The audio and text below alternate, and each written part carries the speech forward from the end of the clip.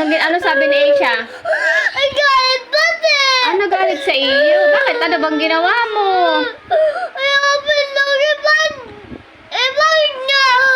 Inopin mo yung bag niya, tapos nagalit. Ba't kasi... Tapos naman, nagsama na niya eh! Hiniram mo. Dapat hinihiram mo. Hindi basta-basta nangingialam kasi hindi naman po yun sa iyo. Ba't po yun? Ako na pinagpapa ko!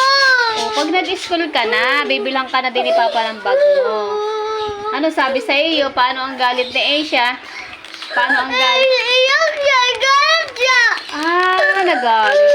Wag mo nga papakalmo kasi gamit niya yun eh. Wag na makikialam ng hindi sa iyo. Ikaw ba, pag pinakailaman yung gamit mo, magagalit ka din? Ba't yung nangingialam? Dapat magpapaalam muna sa may-ari. Oo.